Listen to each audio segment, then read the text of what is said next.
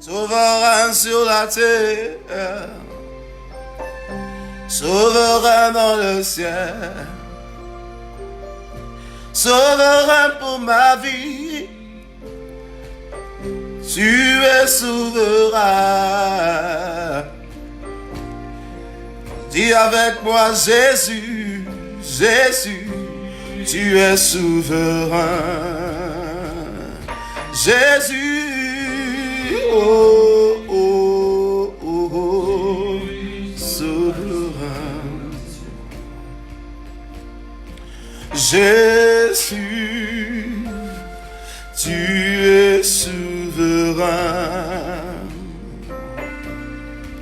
Jésus, tu es souverain.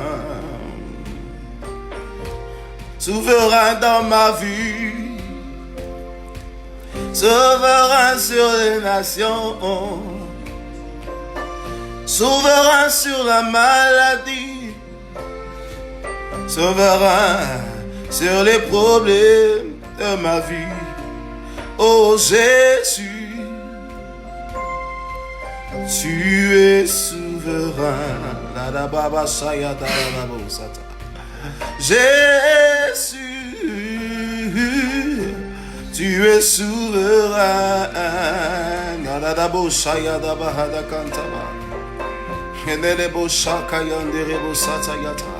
Hallelujah, hallelujah. Tu es souverain, Seigneur. Tu es souverain, Seigneur. Tu es souverain, Seigneur. Nous voulons apprécier ta présence. Nous voulons apprécier ton règne et ta gloire. Nous voulons célébrer ton Saint-Nom. Il n'y a pas de semblable et de comparable à toi. Béni sois-tu, Seigneur. Béni sois-tu, Seigneur. Tu es souverain. Tu es merveilleux. Hallelujah. Hallelujah. My God, my God. Jésus, tu es souverain. Jésus, tu es souverain. Jésus, tu es souverain. Je le crois et je le confesse que Jésus, tu es souverain. Dis avec moi Jésus. Dis-le avec moi. Jésus, tu es souverain. Yeah, yeah, yeah. Jésus, oh, oh, souverain. Il est merveilleux ce Jésus. Hallelujah. Jésus, Jésus, souverain. Quand je regarde la main de Dieu, je me dis que qui est comme toi.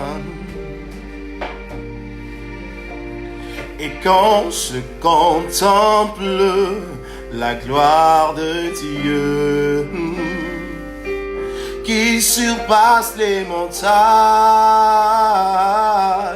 qui est comme toi, je me demande qui est comme toi,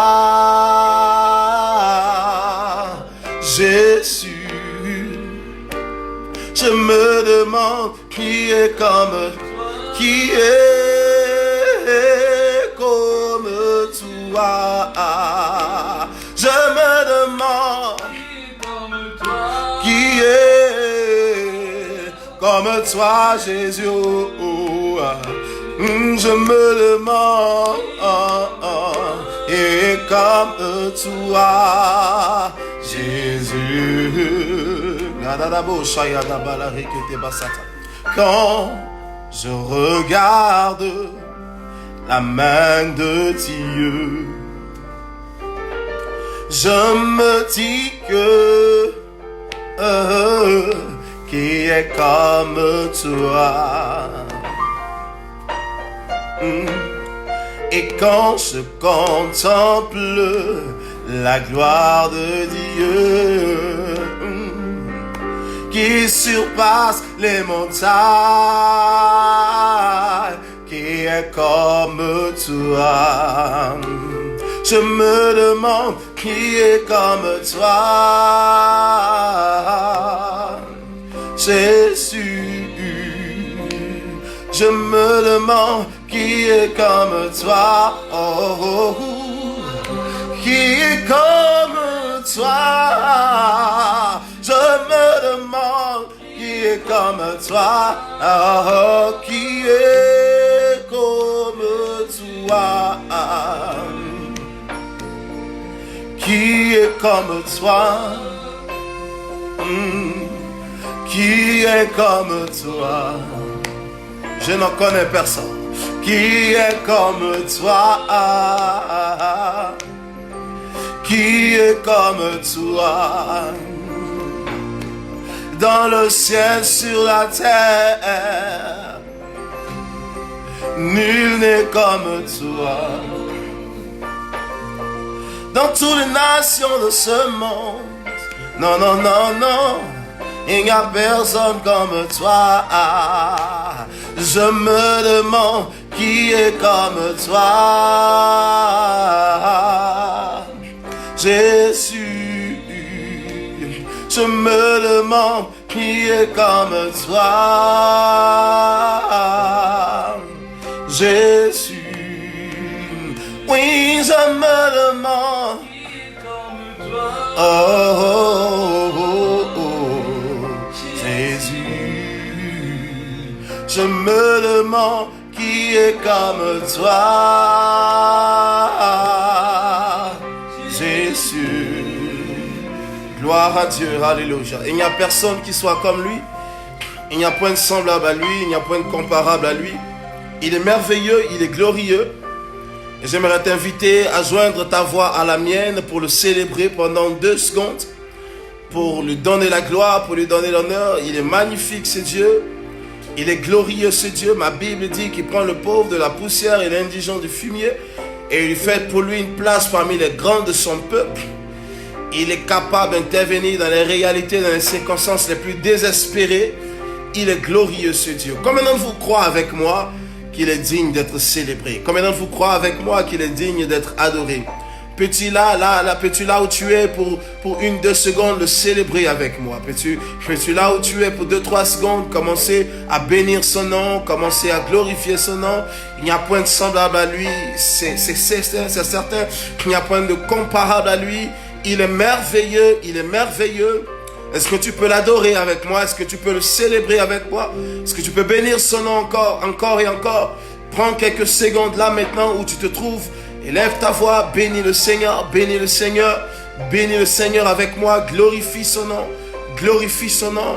Il est merveilleux. Est-ce que tu es d'accord avec moi? Il est merveilleux, il est merveilleux. Bénis son nom, bénis son nom. Bénis son nom au-dessus de tes batailles, au-dessus des défis de ta vie, au-dessus des préoccupations que tu portes sur ton cœur. Bénis son nom, célèbre-le, célèbre-le. Il mérite la louange, il mérite la gloire. Alléluia. Béni sois-tu, Père. Béni sois-tu, Père. Alléluia, alléluia. Merci, Seigneur. Que Dieu vous bénisse, que Dieu vous bénisse. Ici le révérend Michael T. Alors je vais partager quelques minutes avec vous sur un thème que j'ai intitulé « Sortir des batailles de la vie ». J'ai entamé cela le jeudi dernier, je crois, à la même heure. Et aujourd'hui, j'aimerais pouvoir poursuivre. Je crois que je vous avais donné 2 points.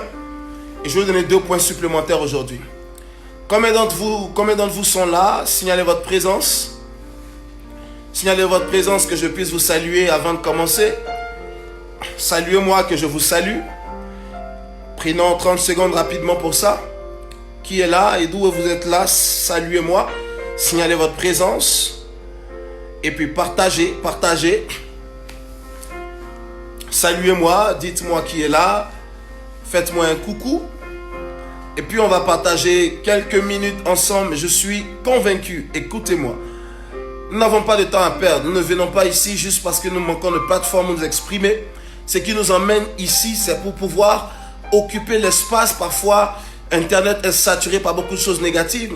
C'est d'occuper l'espace, donner à quelqu'un une autre voix à écouter, donner à quelqu'un qui a besoin d'entendre quelque chose qui peut aider sa vie, de pouvoir recevoir quelque chose qui va permettre d'avancer. Croyez-moi que la vie de quelqu'un va être positivement chamboulée. Je vois plusieurs d'entre vous, que Dieu vous bénisse, que Dieu vous bénisse. Bonjour Ibrahim Désiré Kabouré, bonjour Oku Serge, Dieu te bénisse mon fils. Yik Pinda, Dieu te bénisse. Je te vois, nous serons à Paris dans quelques semaines et tu pourras avoir les informations sur notre page dans peu de temps. Que Dieu vous bénisse, Ram Junior. Eric Koulibaly, yes my son, Dieu te bénisse. Kipré de la Roche Junon, content de te voir, Dieu te bénisse. Dieu te bénisse. Julie Lompo, que Dieu te bénisse. Bonjour Béatrice, signalez-vous, saluez-moi. Bonjour Ibrahim, j'espère que tu vas bien. Et puis on va parler, Marilyn Gallois de la Martinique, Dieu te bénisse, content de vous avoir. Bonjour Bekili Bali, c'est très bien, c'est parfait. À Lomé, c'est très bien, Mon fils GGT, Dieu te bénisse, depuis l'Inde, c'est parfait. Bonsoir Saint-Tiche Citamon, c'est parfait, content de vous avoir. Bonjour Paul. Voilà. Écoute, Dieu vous bénisse. Est-ce que vous pouvez partager cette vidéo très rapidement? Est-ce que vous pouvez la partager? Très rapidement dans vos différents groupes, sur Facebook, sur vos différentes pages? Maximum de partage, s'il vous plaît. Bonjour, Ella Rachel Bombara. J'aimerais parler très fortement à quelqu'un. Comment sortir des batailles de la vie. Corinne Davila, Dieu te bénisse. Aïda Rwamba, bonjour. Que Dieu vous bénisse. Je vous vois arriver. C'est parfait. Est-ce que vous pouvez venir? Est-ce que vous pouvez partager? Est-ce que vous pouvez communiquer avec les gens? Rapidement.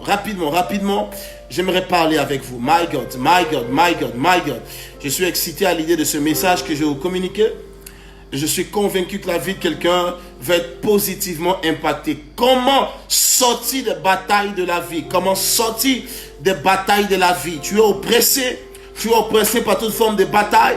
Tu vas à l'église, tu pries, tu crois en Dieu, mais tu n'as que très peu de résultats. Tu as parfois beaucoup de prières, tu as parfois beaucoup de temps de jeûne, mais tu as parfois très peu de résultats. J'aimerais parler avec toi. Et Dieu va te faire du bien. Envoie ce lien à ton ami rapidement.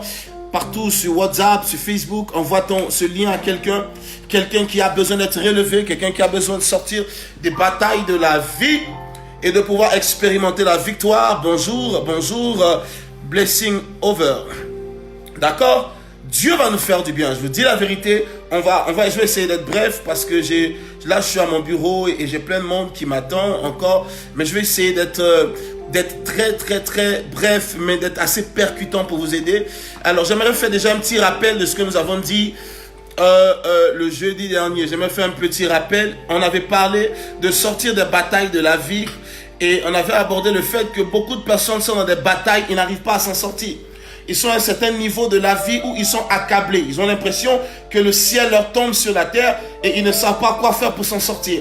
Ils sont désespérés. Ils ont perdu la foi parce qu'ils ont l'impression que la prière ne marche pas. Parce qu'ils ont l'impression qu'aller à l'église n'a pas produit grand résultat dans leur vie. Écoutez-moi, les batailles, je l'ai dit et je vais le répéter. Bonjour, Bijou, je te vois, Dieu te bénisse. Content de te savoir ici.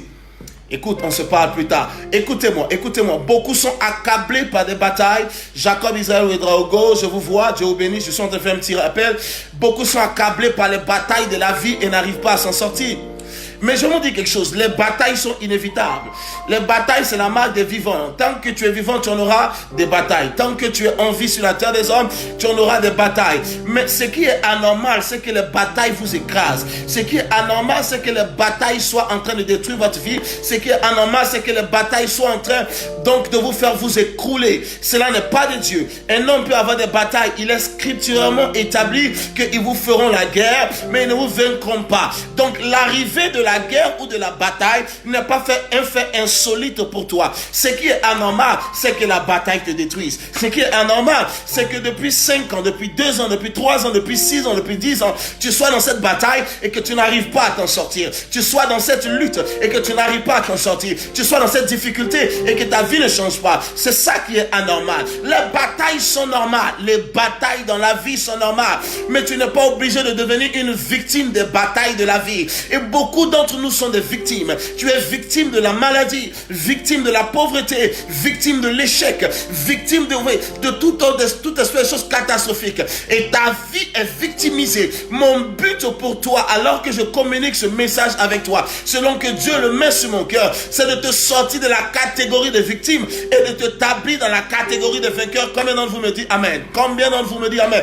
Combien d'entre vous me dit Amen? Tu vas sortir de la catégorie des victimes et tu vas t'établir dans la catégorie des vainqueurs. Ceux qui relèvent victorieusement les batailles de la vie. Les batailles peuvent venir, mais elles ne me détruiront pas. Les batailles peuvent venir, mais elles ne m'arrêteront pas. Ce que j'ai envie de prophétiser à la vie de quelqu'un maintenant, c'est que la bataille qui a détruit la vie de ton père ne détruira pas ta vie. Oh my God, oh my God, oh my God. La bataille qui a détruit la vie de ta mère ne détruira pas ta vie. Là où ils ont été arrêtés par les batailles de la vie, toi tu vas surnager et tu vas expérimenter la victoire. Là où les gens de ton environnement, là où les gens de ta nation, là où les gens de ta ville, là où les gens de ta famille ont été limités par les batailles et ils n'ont pas pu sortir la tête de l'eau, je te vois toi sortir victorieusement. Je te vois toi sortir victorieusement. Cette parole est pour toi. Et crois-moi, aucune de mes déclarations ne tombera à terre. Cette chose que je t'annonce, tu verras la main de Dieu le réaliser dans ta vie au nom de Jésus. J'aimerais déclarer toutes les batailles qui ont eu raison de toi. Alors que nous terminons ces quelques minutes maintenant,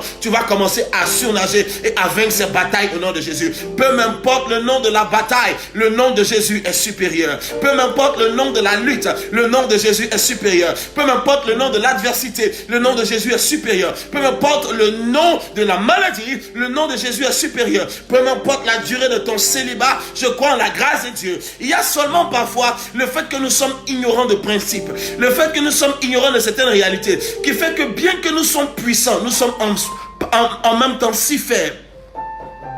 Bien que nous soyons équipés pour la victoire, nous sommes cependant dans la destruction, dans la honte et dans l'humiliation. Pourquoi? Parce que nous ne connaissons pas les clés et les principes pour nous sortir.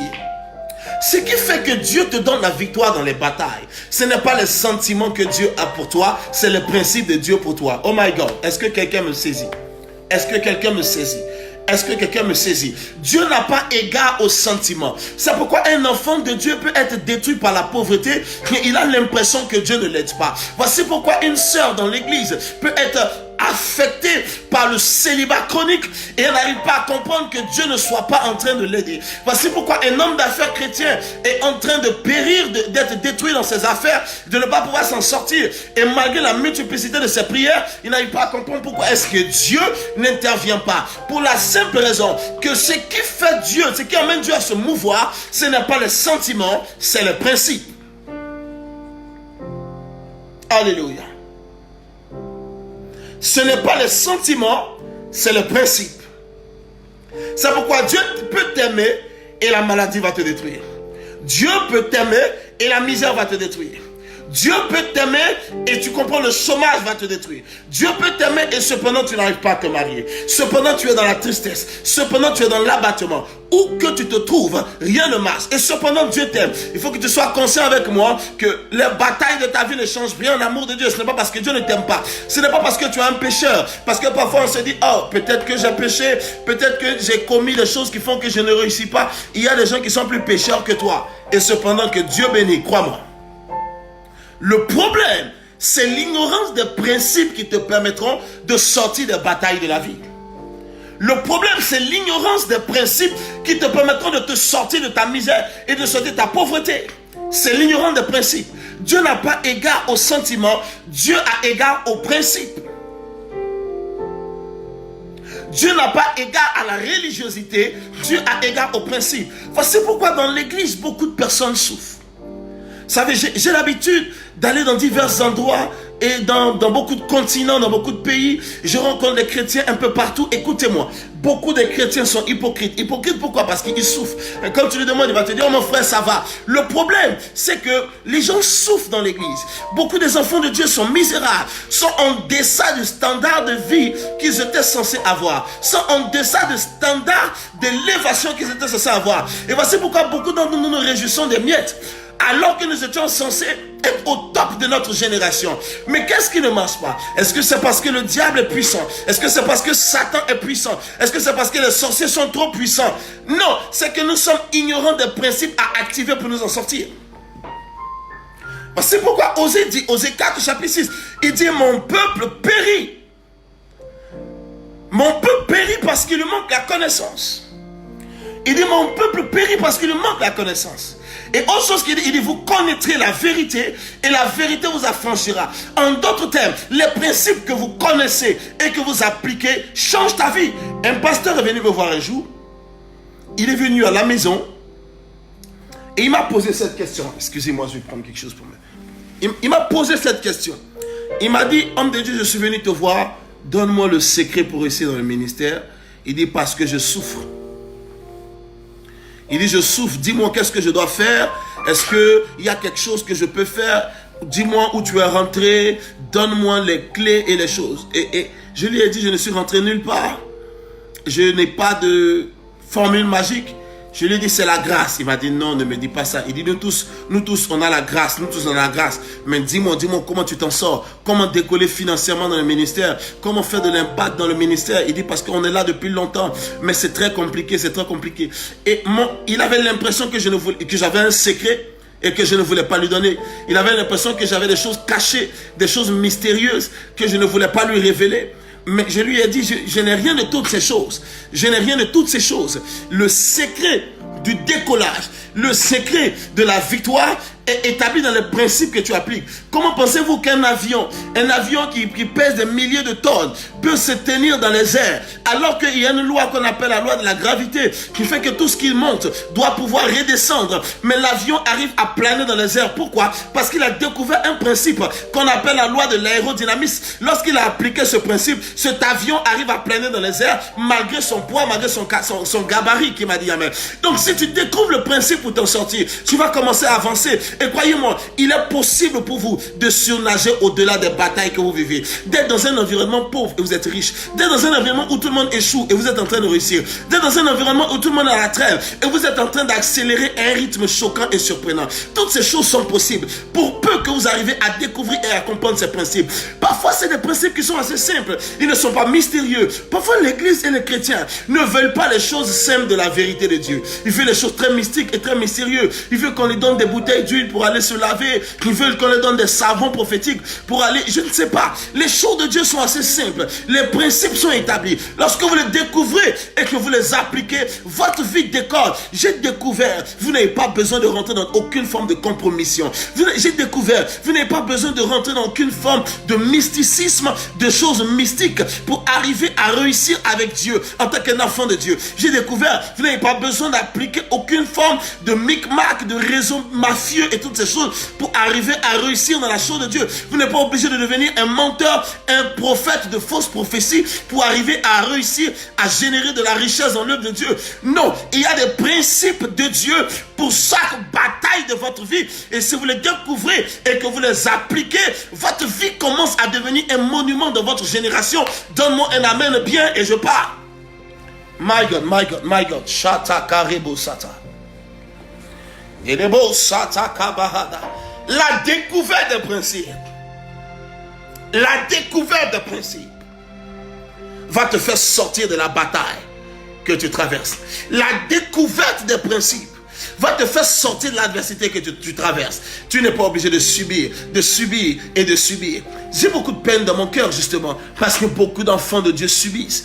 Ils subissent les réalités. Ils subissent les réalités. Tu peux t'en sortir. Il y a une autre chose que j'aimerais que tu comprennes. La victoire pour toi et pour moi n'est pas un événement futur. La victoire est un événement passé. Qu'est-ce que je suis en train de dire? Dieu n'est pas un urgentiste. Dieu ne commence pas à calibrer ta victoire lorsque ton problème arrive. Dieu établit ta victoire avant même que ta situation n'ait commencé. Oh my God. Oh my God, Jesus. Ma Bible déclare, il connaît la fin d'une chose avant même que cette chose n'ait commencé. Regarde Jérémie à partir du chapitre 1. Il dit, avant même que tu ne sois dans le sein de ta mère, je te connaissais et je t'avais établi déjà comme un prophète sur les nations. S'il le connaissait et qu'il l'avait établi avant qu'il ne soit dans le sein de sa mère, pensez-vous que les solutions pour les problèmes qu'il devait avoir dans sa vie n'avaient pas déjà été prévues et préparées par Dieu à l'avance? Écoutez-moi, Adam et Ève n'avaient pas encore péché dans le jardin d'Éden, mais l'agneau de Dieu qui devait sauver le monde avait été immolé avant la fondation du monde qui devait sauver. Jesus. Est-ce que tu comprends cela? L'agneau de Dieu qui devait sauver le monde avait été déjà immolé avant la fondation du monde qui devait sauver. En d'autres termes, la victoire de Dieu pour ta vie et pour ma vie n'est pas un événement futur, c'est un événement passé. Tu as déjà la victoire avant d'avoir vu le problème. Tu as déjà la victoire avant d'avoir vu la réalité. Mais pourquoi donc tu n'as pas vu la victoire? Parce que la victoire existe, mais la victoire n'est pas encore manifestée. Il y a une différence entre l'existence de la victoire et la manifestation de la victoire. Plusieurs d'entre nous, nous avons la victoire à nos batailles, mais nous n'avons pas encore la manifestation de ces victoires. Nous n'avons pas encore le principe activateur. Le principe activateur de la victoire qui est déjà acquise, afin que cette victoire devienne manifeste. C'est de ça qu'il s'agit. Parce que si Dieu devait maintenant commencer à chercher à créer la victoire pour chacune de nos batailles, écoutez-moi, nous serons les enfants les plus malheureux et ce Dieu serait de Dieu lui-même le plus malheureux. Il a déjà réglé le problème. Je n'ai pas vu ton amen, il a déjà réglé le problème. Il a déjà réglé le problème. La victoire n'est pas un événement futur, la victoire est un événement passé. Tout ce que tu vis maintenant et tout ce que éventuellement tu pourrais vivre, il a déjà préparé la victoire pour toi. Il a déjà apprêté la victoire pour toi. Il avait déjà prévu l'issue de ses cours. Alors pourquoi est-ce que ça ne marche pas?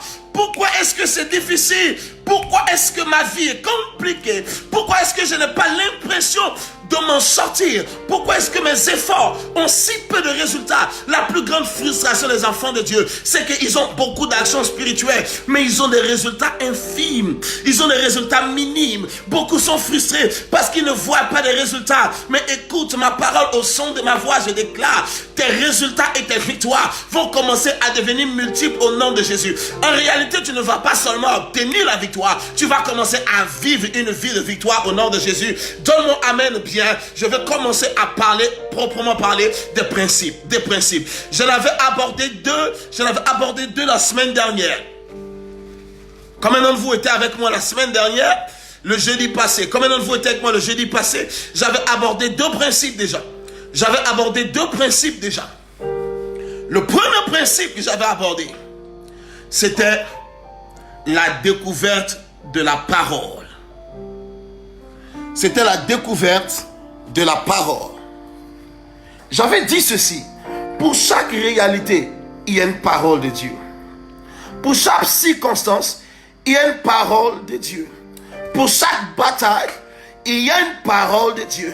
Pour chaque épreuve, il y a une parole de Dieu. Pour chaque maladie, il y a une parole de Dieu. Pour chaque adversité, il y a une parole de Dieu. Pour chaque ennemi, il y a une parole de Dieu. Il y a un message que Dieu a déjà parlé avant le problème, qui concerne le problème. Et lorsque le message concernant le problème est découvert, le problème commence à capituler.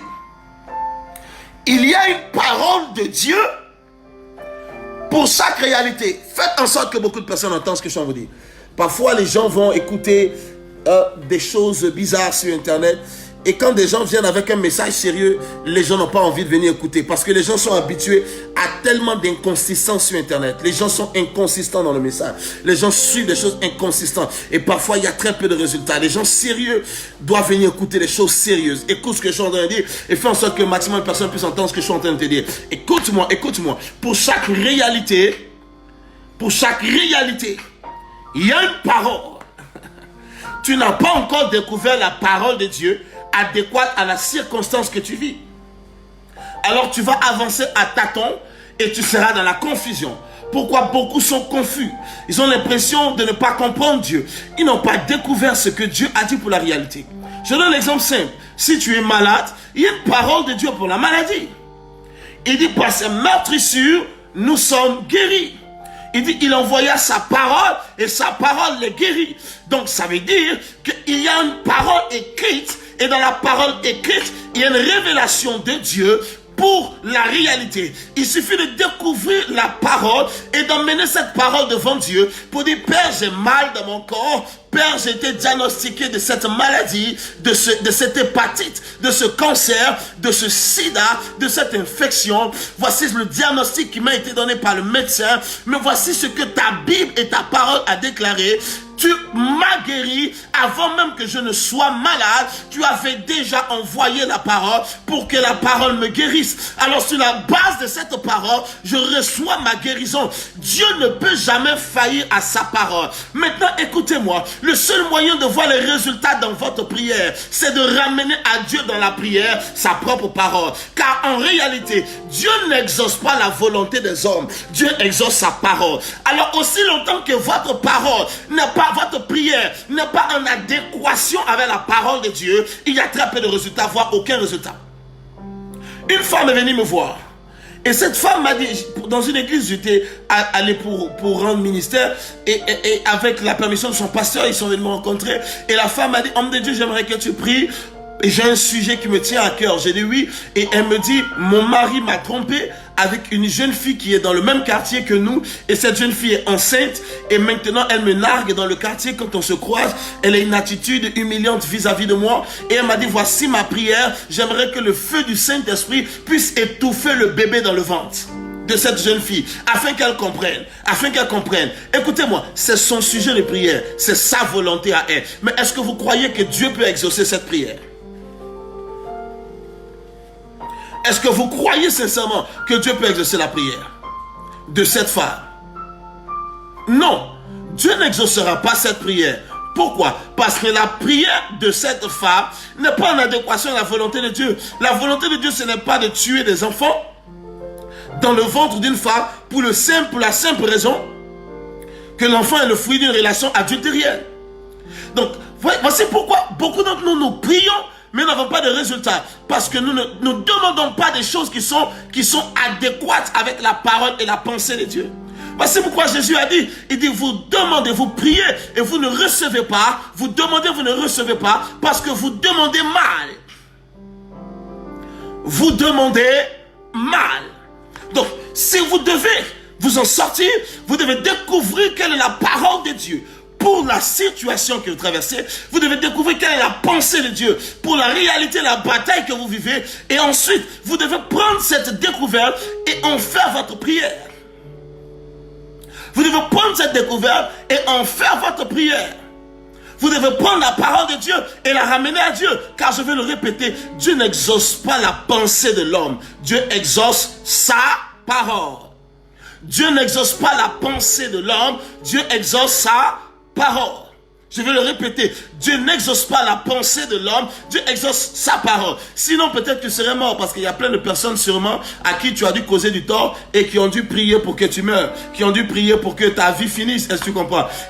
Qui ont dû prier pour que tu aies des problèmes. Si Dieu devait les exaucer, tu ne serais même pas peut-être là aujourd'hui. Est-ce que tu comprends? Dieu n'exauce pas la pensée de l'homme. Dieu exauce sa parole. En d'autres termes, si votre prière n'est pas en adéquation avec la parole de Dieu, vous n'aurez aucun résultat. C'est la première chose que j'avais dit. La deuxième chose que j'avais dit, je suis encore en train de faire le rappel, la deuxième chose que j'avais dit, donc le jeudi dernier, par rapport au principe pour sortir, n'est-ce pas, des batailles de la vie, pour sortir victorieusement, c'est la présence de Dieu. Je vous ai dit, beaucoup d'entre nous sommes proches de l'église. Nous sommes proches des hommes de Dieu, mais nous ne sommes pas proches de l'Esprit de Dieu. J'ai découvert la clé principale de la marche d'un enfant de Dieu. C'est la vie avec l'Esprit de Dieu. En effet, la maturité dans le spirituel en tant qu'un enfant de Dieu est déterminée en fonction du niveau de ta proximité avec le Saint-Esprit. Voici pourquoi Romains chapitre 8, le verset 14, il dit ceux qui marchent par l'Esprit de Dieu ou ceux qui sont conduits par l'Esprit de Dieu sont fils de Dieu. Donc, la différence entre l'enfant et le fils, c'est le niveau de maturité. L'enfant étant considéré comme immature, le fils étant considéré comme mature. Et ce qui détermine que tu sois mature, c'est ta capacité à être conduit par l'Esprit de Dieu. En d'autres termes, à devenir intime avec l'Esprit de Dieu. Parce que tout ce que Dieu a pour nous, nous est transféré et nous est donné par l'Esprit de Dieu. Quand nous ne sommes pas conduits par l'Esprit de Dieu, tout ce que Dieu a pour nous ne peut pas nous être donné. Parce que c'est l'Esprit de Dieu qui transfère les choses de Dieu et qui les emmène jusqu'à nous. Comment vous comprenez ce que je suis en train de dire? Parce que pourquoi lorsque Jésus devait partir, il a dit à ses disciples, il dit, je ne vous laisserai pas orphelins. Je ne vous laisserai pas orphelin. Comprenez-vous ce que je suis en train de dire? Il dit, je ne vous laisserai pas orphelin. Non, il dit, je ne vous laisserai pas orphelin. Il dit, je vous enverrai mon esprit. Il dit, je vous enverrai le Saint-Esprit. Et quand lui, il sera venu, il vous conduira. Est-ce que tu sais pourquoi est-ce que tu te sens comme un orphelin? Est-ce que tu sais pourquoi tu as l'impression qu'il n'y a personne pour t'aider? Parce que l'esprit n'est pas en opération. Il dit, je vous enverrai l'esprit. Je ne vous laisserai pas orphelin. Donc quand l'esprit n'est pas là, tu es juste comme un orphelin. Oh my God, oh my God, oh my God, oh my God. Quand l'esprit n'est pas là, tu es juste comme un orphelin. Tu te sens impuissant. Tu te sens incapable de t'en sortir. Parce que quand l'esprit n'est pas là, tu n'es rien de plus qu'un orphelin.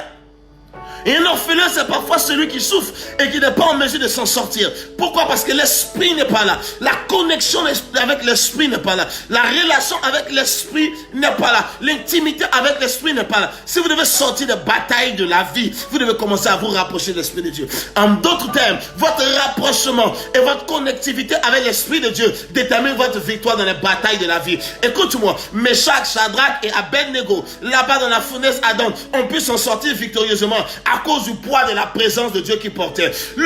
La présence glorieuse qui était dans cette fournaise était la présence de l'Esprit. Cette présence qu'on appelle le quatrième or, c'était la présence de l'Esprit de Dieu. Mais d'où venait-elle? Elle n'a pas quitté au ciel pour les rejoindre dans cette fournaise. C'est la présence qui était déjà en eux, qui s'est extériorisée dans leurs problèmes, qui m'a dit amen. La présence de Dieu que tu portes en toi est ce qui va sortir pour livrer bataille, dans les problèmes, dans les difficultés de la vie. Oh my God, quand je vous parle de ces choses, je sens dans mon esprit quelque chose de fort. Je sens, oh my God, j'arrive à sentir cette présence de Dieu, c'est formidable. C'est la présence que tu portes à l'intérieur qui sortira pour confronter le feu qui viendra à l'extérieur. C'est la présence que tu portes à l'intérieur qui sortira pour venir confronter le feu qui se présente à l'extérieur. Pourquoi est-ce que tu es si impuissant face aux problèmes qui se présentent à toi? Parce que tu manques de ce feu à l'intérieur de toi. En réalité, tu es si faible parce que tu manques de cette capacité à l'intérieur de toi. Écoute-moi, ton niveau ton contenu, ce que tu portes à l'intérieur de toi est ce qui détermine comment tu vas tenir face aux réalités qui viennent à l'extérieur de toi. Voici pourquoi en 1 Jean, le chapitre, je crois à partir du chapitre 5, il a dit quelque chose. Il dit, petit enfant, ne craignez point le diable. Il dit, petit enfant, ne craignez pas le malin, car vous l'avez déjà vaincu. Il dit, vous l'avez déjà vaincu. Il dit, pourquoi? Car celui qui est en vous est plus grand que celui qui est dans le monde. Oh my God, celui qui est en vous est plus grand que celui qui est dans le monde. Mais qu'est-ce qui est en vous? Dites-moi. Qu'est-ce qui est en vous? Dites-moi. Si ce n'est l'Esprit de Dieu, ne savez-vous pas, selon 1 Corinthiens, que votre temple est le corps du Saint-Esprit? En d'autres termes, celui qui est en vous, c'est l'Esprit. Et c'est celui qui est en vous qui vous permet de sortir des batailles qui sont dehors. C'est lui qui est en vous qui vous permet de sortir de l'adversité qui sont dehors. Mais lorsque celui qui est en vous est devenu chétif, lorsque celui qui est en vous est devenu si faible, parce que n'ayant pas été nourri par le moyen de la communion, parce que n'ayant pas été entretenu par le moyen de la communion, il est devenu si faible, alors il ne peut pas vous aider. Oh my God, oh my God. Portez-moi un verre d'eau s'il vous plaît. Est-ce que vous arrivez à comprendre ce que je suis en train de vous dire? Est-ce que vous arrivez à percevoir ce que je suis en train de vous dire? Est-ce que vous arrivez à percevoir ce que je suis en train de vous dire? Votre victoire ne peut pas être supérieure à votre niveau de connectivité à la présence de l'Esprit de Dieu. Voici pourquoi il y a beaucoup de pasteurs qui sont orphelins. Beaucoup d'enfants de Dieu qui sont orphelins. Qui font semblant de s'en sortir. semblant d'être souriant, semblant d'être heureux, mais tellement malheureux à l'intérieur, tellement frustré à l'intérieur, tellement découragé à l'intérieur, parce qu'on a l'impression que rien de ce que nous faisons ne marche, pour la simple raison que le poids de la présence de nous a été dévalué, a été diminué. Le poids de la présence. Élève ton niveau dans la présence de Dieu. Élève ton niveau, écoute-moi. Élève ton niveau dans la présence de Dieu. Écoute-moi, s'il te plaît. Élève ton niveau dans la présence de Dieu. Élève ton niveau. Élève ton niveau dans la présence de Dieu. Élève ton niveau dans la présence de Dieu. En tant que chrétien, en tant qu'un homme de Dieu, en tant qu'un homme d'affaires, en tant qu'une servante du Seigneur, en tant qu'une femme au foyer, élève ton niveau dans la présence du Seigneur. Et les batailles vont devenir des témoignages et des actions de grâce. Élève ton niveau.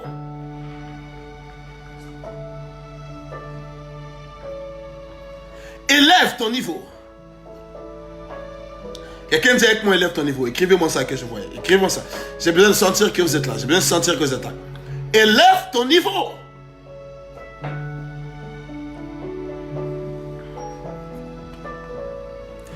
Élève ton niveau. Kabaro chandele brandasa. Est-ce que vous comprenez? Élève ton niveau. Alors que ton niveau dans l'esprit monte, tu vas commencer à obtenir des victoires dans les batailles de la vie. Tu vas commencer à obtenir des victoires. Et tu vas devenir victorieux. Tu seras épanoui. Ton ministère va fleurir. Tes finances vont fleurir. Ta vie va aller de l'avant. Écoute-moi, tu vas devenir une source d'inspiration et de témoignage pour ta génération. Mais élève ton niveau. Élève ton niveau. Tu es fidèle à l'église, mais si faible dans ton niveau de l'esprit est si faible. Tu es fidèle dans la prière, dans la dîme, dans l'offrande, mais ton niveau dans l'esprit est si faible. Ton niveau dans l'esprit est si faible. Je suis venu dire à quelqu'un, écoute-moi, élève ton niveau dans l'esprit, élève ton niveau dans l'esprit, élève ton niveau dans ta communion, dans ta connectivité avec l'esprit de Dieu. Élève ton niveau. Élève ton niveau et ta destinée va changer. Lorsque le poids de l'esprit augmente en toi, écoute-moi, les victoires vont devenir simples. La vie va devenir simple. La vie va devenir simple. Écoute-moi, tu vas avancer. Tu vas avancer sans comprendre même pourquoi tu avances. Tu vas avancer sans savoir même qu'est-ce que tu vas faire pour que tu avances. Parce que lorsque l'esprit de Dieu est content avec toi, il te rendra content. Lorsque l'esprit est content avec toi, il te rendra content. Écoute le son de ma voix. Le niveau de ta spiritualité, le niveau de ta connexion avec l'esprit de Dieu doit monter. Le niveau de ta connexion avec l'esprit de Dieu doit monter. Le niveau de ton intimité, le niveau de ta communion avec l'esprit de Dieu doit monter. Commence à travailler, à croître dans l'esprit. Écoute-moi. Tu es fatigué de tes batailles. Commence à croître dans ton niveau avec l'esprit. À mesure que tu grandis avec lui, à mesure que ton niveau se développe avec lui, tu vas constater qu'il va façonner ton être. Il va ôter en toi tout ce qui en toi devient un frein. Tout ce qui est en toi qui devient un frein à ta propre bénédiction, à ton propre épanouissement. Il va façonner ton caractère. Il va façonner ton attitude. Il va te sortir du péché. Il va élever le niveau de ta force. Et subitement, les choses changent. Subitement, la prospérité arrive. Subitement, les portes commencent à s'ouvrir. Parce que tu es devenu intime avec l'Esprit de Dieu. Parce que tu es devenu intime avec l'Esprit de Dieu. J'aimerais aborder un autre principe. Et c'est sur cela que je vais vous laisser aujourd'hui. Et par grâce, Seigneur, je vais revenir le jeudi prochain pour pouvoir vous apporter encore 2-3 autres éléments. L'élément supplémentaire que j'aimerais vous ajouter aujourd'hui, c'est ce que j'appelle l'élément de la foi. Quelqu'un dit avec moi, l'élément de la foi. Les kabarachanda lebrinteske. Quelqu'un dit avec moi, l'élément de la foi. Quelqu'un dit avec moi, l'élément de la foi. L'élément de la foi. Écoutez-moi. Beaucoup d'entre nous avons l'impression d'avoir la foi. Mais le fait est que parfois ce que nous avons, c'est une croyance. Mais ce n'est pas la foi. Première raison, la foi n'échoue pas.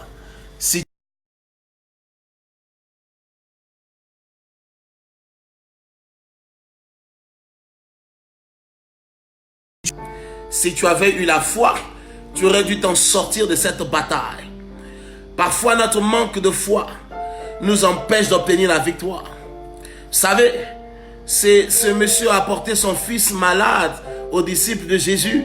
Et ils lui ont dit, écoutez, il faut prier, l'enfant a des problèmes, il est lunatique, il est possédé par un esprit méchant, qui le jette dans l'eau et toutes ces choses, dans le feu et toutes ces choses. Et vous savez, les disciples ont prié, mais ils n'ont pas pu. Ils ont passé des heures, mais ils n'ont pas pu régler le problème. Alors, qu'est-ce qui s'est passé? Le monsieur est venu à Jésus avec l'enfant et il a dit à Jésus, il dit, tes disciples n'ont pas pu régler le problème. J'ai envoyé l'enfant à tes disciples, mais ils n'ont pas pu régler le problème. Voici pourquoi je suis venu à toi. Mais quelle était la réponse de Jésus? Il a dit, race incrédule et perverse. Race incrédule et perverse. Jusqu'à quand serai-je avec vous? Pourquoi Jésus avait réagi de cette manière? Parce que simplement, il était en train de faire comprendre votre échec à régler le problème de cet enfant et votre incrédulité. Mais écoutez, s'ils étaient incrédules, ils n'auraient pas prié. Parce que quelqu'un qui prie, c'est parce qu'il croit. Mais s'il croit et qu'il prie et que ça ne marche pas, c'est qu'il n'a pas la foi. Parce que ma Bible déclare, si vous avez la foi comme un simple grain de sénévé, vous direz à cette montagne, déplace-toi de là et va te jeter dans cette montagne et dans cette mer et la montagne aurait obéi. En d'autres termes, si vous avez la foi et que vous priez, vous devez avoir du résultat. Et donc, si vous priez et que vous n'avez pas de résultat, c'est que vous n'avez pas eu la foi. Mais quelle est la définition, quelle est la conviction, quel est le concept de la foi? La foi va au-delà de foi, de voir au-delà simplement de croire. La foi, c'est toute une attitude. Je ne peux pas avoir la foi et craindre. Si tu crois que Dieu peut t'aider et que simplement tu es triste pour le problème, c'est que tu crois, mais tu n'as pas la foi. Si tu crois et que tu as encore peur, si tu crois et que tu es encore triste, c'est que tu n'as pas la foi. Si tu crois et que tu as encore des doutes, si tu crois et que tu as encore de l'hésitation, c'est que tu n'as pas la foi. La raison pour laquelle tu dis je crois mais je ne vois rien, c'est que tu crois mais tu n'as pas la foi. Croire n'est pas suffisant pour changer les batailles de la vie. Il ne faut pas juste croire, il faut avoir la foi. Or, Hébreux le chapitre 11, la foi est une ferme assurance des choses qu'on espère, la démonstration de celles qu'on ne voit pas. En d'autres termes, un homme de foi, sa foi conditionne son attitude, sa foi conditionne son langage, sa foi conditionne son caractère, sa foi conditionne ses pensées. Les pensées sont négatives parce que la foi n'a pas encore pris le dessus. La peur emplit ton âme parce que la foi n'a pas encore pris le dessus. Le langage est négatif parce que la foi n'a pas encore pris le dessus. Lorsque la foi prend le dessus, même quand la douleur est encore dans le corps, tu diras merci parce que je suis guéri. Tu ne pleuras pas pour dire Seigneur, jusqu'à quand tu changeras ma situation? Voici pourquoi le langage de la foi, c'est le langage contraire à la réalité, mais adéquat et ou conforme à la vérité. Ma Bible déclare que le faible dise je suis fort, ça c'est le langage de la foi. Que le pauvre dise je suis riche, ça c'est le langage de la foi. Cette femme avait l'enfant qui était mort et son mari lui dit est-ce que ça va? Elle dit tout va bien. C'est le langage de la foi. Elle dit tout va bien. L'enfant est mort, mais elle avait la foi dans son cœur que le Dieu qui avait créé la possibilité en elle d'enfanter malgré sa stérilité était capable de relever l'enfant qu'il avait donné, même si l'enfant était rendu malade. Alors elle n'a pas commencé à pleurer, elle n'a pas commencé à s'agiter dans tous les sens. Elle a simplement déclaré tout va bien parce que je crois. La foi, ce n'est pas agir par rapport aux réalités, ce n'est pas avoir une attitude de cœur par rapport aux circonstances. La foi, c'est s'en tenir à ce en quoi on croit, même si le monde nous montre le contraire. Oh mayakatu shaparada. La foi, c'est s'en tenir à ce en quoi on croit, même si le monde nous montre le contraire. Je crois que je suis béni, même si mes poches sont vides. Je sais que je suis béni. Je n'ai pas besoin de voir pour le croire. Je n'ai pas besoin de l'avoir pour le croire. J'ai juste besoin de continuer à le croire. J'ai juste besoin de continuer à maintenir cette foi dans mon cœur. Que Dieu te bénisse, mon fils. Steve Pignard, content de te voir. Continue le bon travail du Seigneur. Je sens cette forte présence de Dieu. Je crois, pas parce que je vois. Je crois parce que je sais en qui j'ai cru. Le fondement de la foi, c'est la parole et la puissance de Dieu. Et non les circonstances et les réalités de l'homme. Oh my God, oh my God. Écoute ceci, laisse-moi répéter. Le fondement de la foi, c'est la parole et la puissance de Dieu. Non les circonstances et les réalités de l'homme. Lorsque ce que tu crois est encore soumis aux circonstances, ce que tu crois est encore au niveau de la tergiversation des circonstances et des réalités, tu n'as pas encore commencé à avoir la foi. Lorsque tu dis j'ai la foi, mais tu es encore en train de pleurer parce que tu n'es pas marié, alors tu crois que Dieu est fort, mais tu n'as pas encore la foi. La foi est une capacité exécutrice des plans de Dieu. La foi est une attitude d'assurance et de conviction indéboulonnable. Peu importe les circonstances et les aléas et les péripéties de la vie, Beaucoup ne s'en sortent pas parce qu'ils ne croient pas qu'ils peuvent s'en sortir. Parce qu'ils n'ont pas la foi qu'ils peuvent s'en sortir. Ils croient, ils ont une croyance. Écoutez-moi, et croire n'est pas suffisant. Ma Bible dit que même les démons croient. Ma Bible dit même Satan croit et il tremble. Il croit tellement qu'il tremble. Toi-même, ton niveau de croyance n'est pas encore arrivé au niveau où tu trembles. Est-ce que tu comprends ce que je suis en train de dire?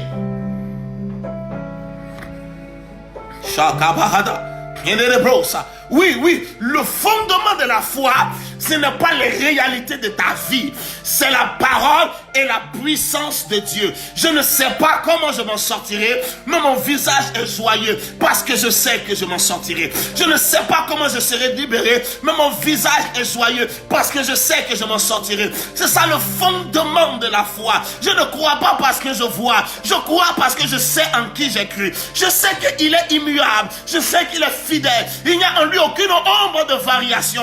Voici pourquoi je ne vais pas pleurer. Là où la réalité attend logiquement de moi que je pleure.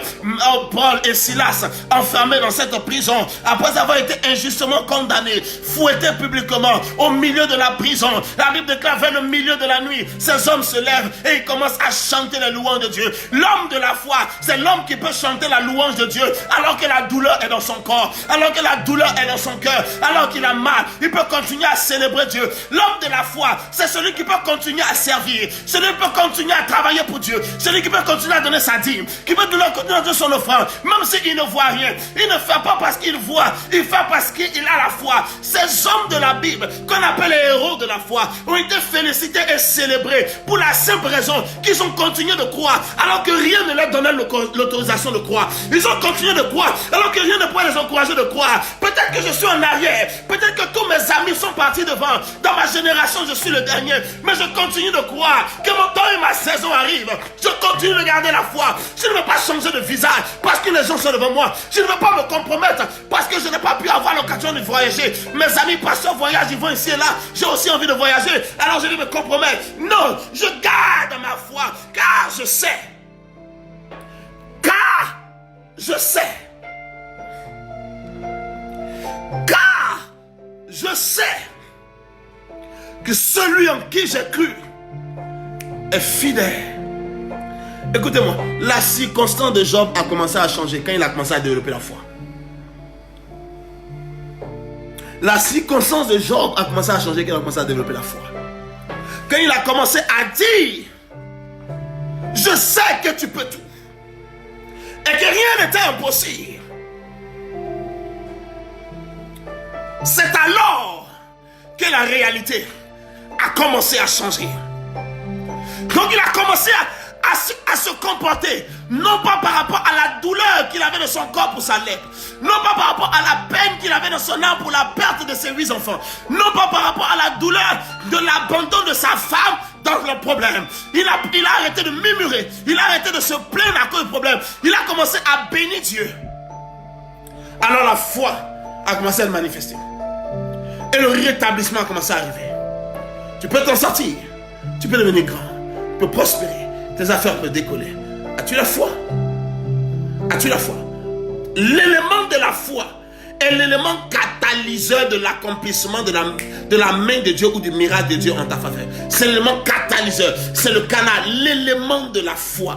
Et regardez, Paul, dans le livre de Actes des Apôtres, arrive sur l'île de Malte, après que leur bateau ait fait naufrage au bord donc de cette île.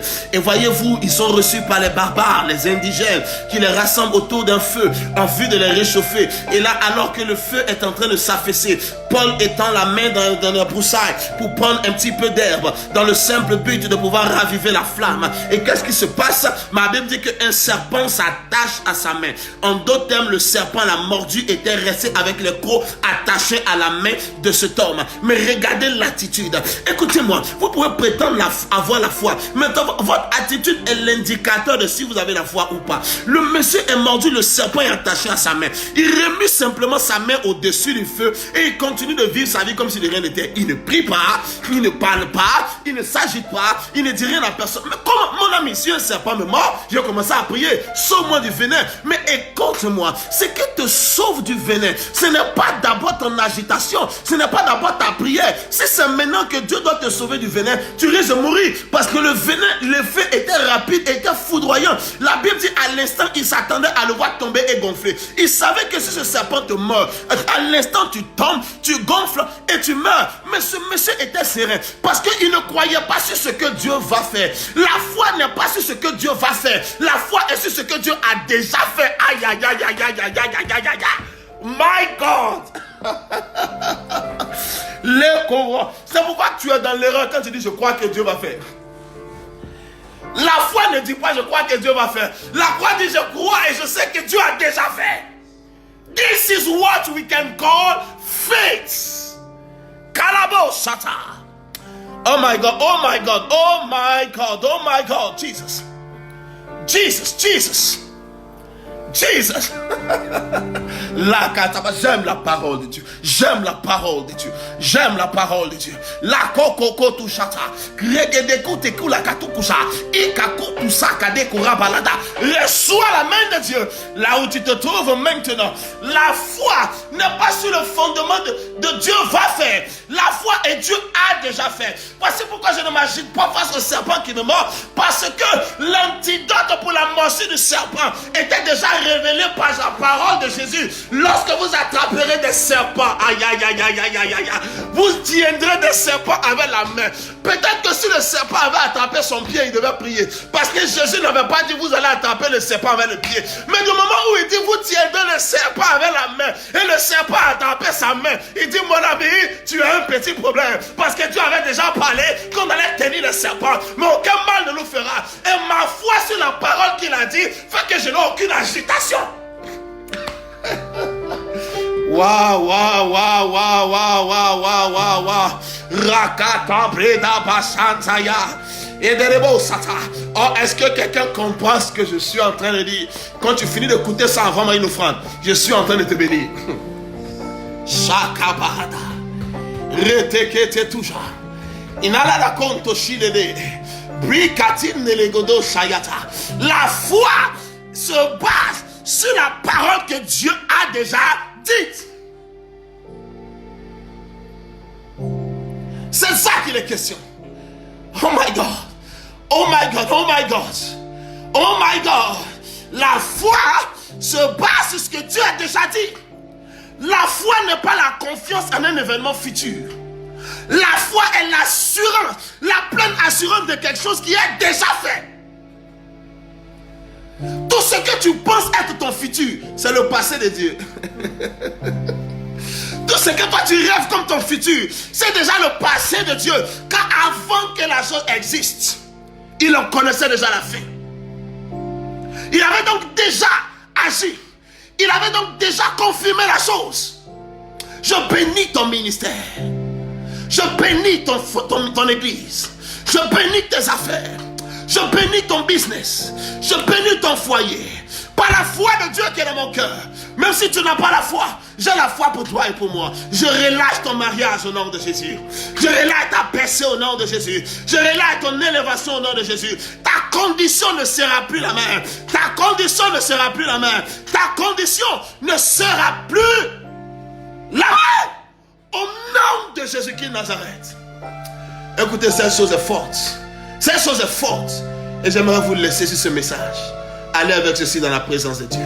Votre vie ne sera plus jamais la même. C'était le révérend Michael T. Que Dieu vous bénisse. Amen.